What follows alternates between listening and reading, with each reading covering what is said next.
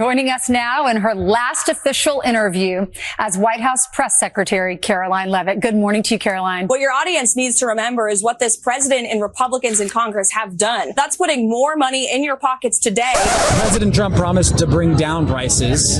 You voted for him 3 times. Are you disappointed? Very disappointed. Very disappointed. Grocery prices that are up over 3%, gas prices that are up about 25% from a year ago. And so that's why people still feel that financial squeeze. It is very real and for the middle and certainly modern income Americans. You can see it in the data too. So credit card debt back at a record high. You've got more and more people applying for personal loans and buy now, pay later. Karoline Leavitt ended her tenure as White House Press Secretary the way she started, lying about Americans having more money in their pockets today than when they did before Trump returned to office. Republicans, but they do still like him. But at this point, is the president washing his hands of Republicans? Do you think he surely know how? The president is wholeheartedly committed to helping Republicans across the board retain the majority. And I think voters across the country will be presented with a contrast between everything this president and Republicans have done. Largest middle class tax cuts in history, no tax on tips, overtime, Social Security for our seniors. Democrats in this town want to talk a lot about affordability, but they voted against the largest tax cuts in American history. They voted against putting more money in people's pockets. So, president's going to Texas tonight. He'll engage in a fundraiser to keep loading up Republicans' coffers. There's obviously a huge cash advantage on the president's side.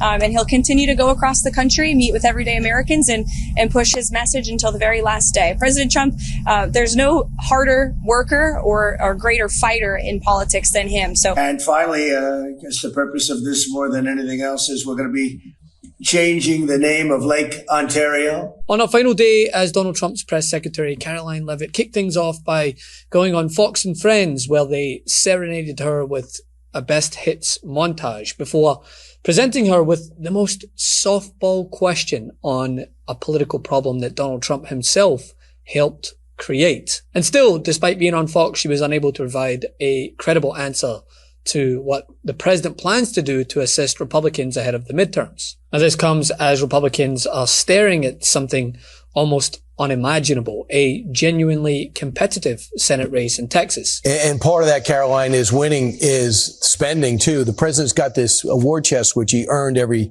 cent of it by doing an endless amount of fundraisers. How much is he looking to spend in Texas to try to save Ken Paxton? If you look at recent polling from the University of Texas and the Texas Politics Project, it has Democrat James Tallarico leading Paxton 42 to 39%. The Fox News poll had Tallarico ahead 51 to 48. That's the problem that Donald Trump's created, right? Because Republicans didn't accidentally end up with Ken Paxton. Trump helped get him there. And Republicans did not accidentally end up having to defend a disastrous foreign war and affordability crisis that is very much related to it. Trump put them in that position. There's a theory that I get the vote. I see it all the time, that when Trump's on the ballot, they win. When he's out of the ballot, the people don't go to vote. And I'm asking the people through your brilliant show, #1 show, I'm asking the people to get out and vote, pretend I'm on the ballot. If they go out and vote, we're going to win. And if we don't, our country's going to be in sad shape because we're going to go through a lot of things. How true is it? Are they angry at Republicans, but not him? He's full of it. The president's full of it. I mean, that's just the bottom line. 43% of them in an average of polls are choosing the Republicans for the House.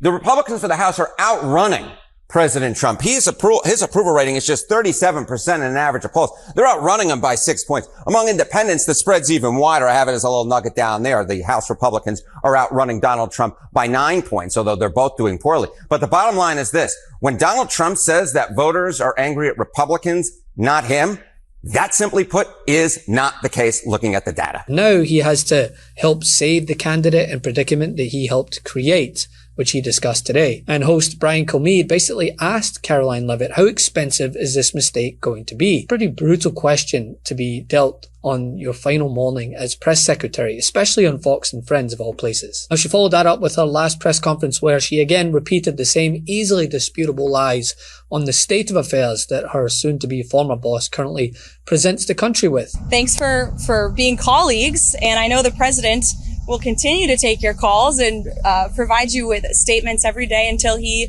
assumes a replacement for the role. So just thanks for being partners here at the White House, and Good luck. You're a left-wing hack. You're not a reporter. You're posing in this room as a journalist. And it's so clear by the premise of your question. And so if there were peaceful protests on Saturday for the military parade, President Trump would allow that? Of course, the president supports peaceful protests. What a stupid question. My first reaction when seeing former President Biden was speaking tonight was, I'm shocked that he is speaking at nighttime. I have thought his bedtime was much earlier. Of a job, an economy, a community, a family. And for too long. And listen, Levitt leaves the position doing exactly what Trump put her there to do. To deflect, spin, and present every fact with its own alternate facts. His bidding very well. You know, she dodges, she attacks, she obfuscates. I think that the glowing reports about how well that she did, when a lot of it was just demeaning the press and taking a reasonable question. Yeah, I know you're excited, Charlie, but then making it out like people are insane is not what you want in a press secretary. And I did want to review some of the mistruths, lies, whatever it was, from the podium. U.S. spending $50 million on condoms for Gaza. The Epstein files are a Democratic hoax. There are no war plans sent in the Signal chat with Jeffrey Goldberg.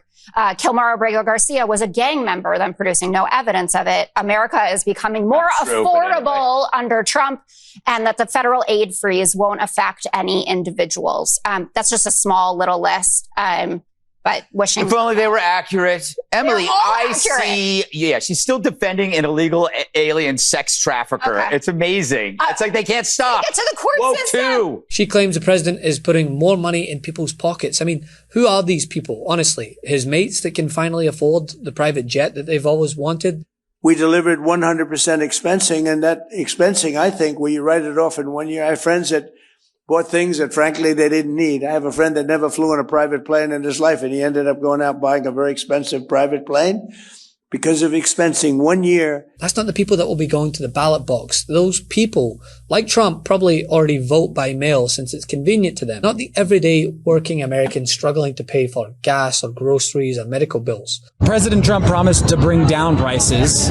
You voted for him 3 times. Are you disappointed? Very disappointed. Very disappointed. Why? Because the prices haven't gone down. I don't know. I'm over it, I think. Over the Trump thing. The Trump wagon, whatever you want to call it. You could talk directly to the president about the war, about the prices, about the economy. What would you tell him? Stop the bullshit. Make America great, like you said. That's what I'd say.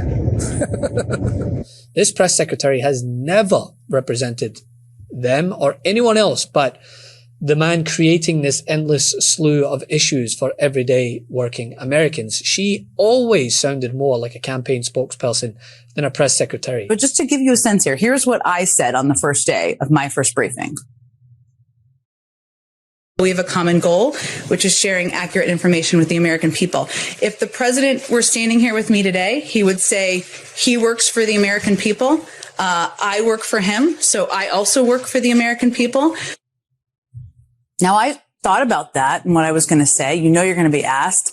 I spoke with President Biden about that because I wanted to make sure it portrayed how he felt about that particular role.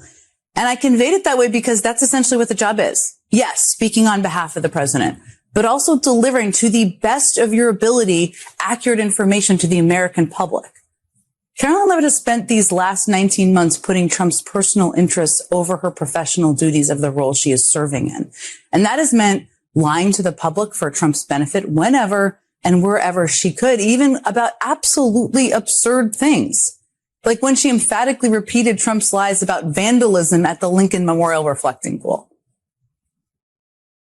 The vandalism is very real, despite what Tim Walz wants to say. It's an imaginary problem. No, it is not. It's a very real problem. These deranged individuals, many of them longtime donors to the Democrat Party, to Barack Obama, to Act Blue, that have been vandalizing and desecrating our federal monument.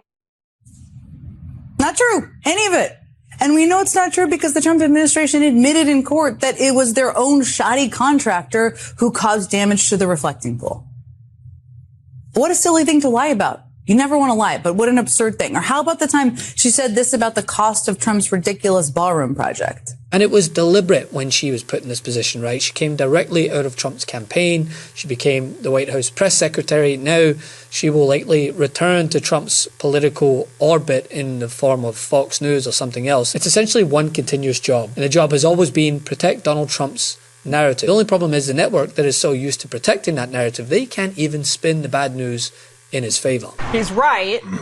The challenge for him and for the president is the most obvious way to make people's lives better right now, according to voters themselves, is to bring cost of living down in this country, something that they're not really managing to do yet. Right. Well, and as I said in my column yesterday in the Wall Street Journal, you start by not gaslighting. The president made a mistake, in my opinion, last week saying we've got the greatest economy in the history of the world, and prices for groceries and gasoline and everything are coming down rapidly. That's not the experience of the American people. Want to stay plugged in? Become a subscriber to our Substack at MeidasPlus.com. You'll get daily recaps from Ron Filipkowski, ad-free episodes of our podcast, and more exclusive content only available at MeidasPlus.com.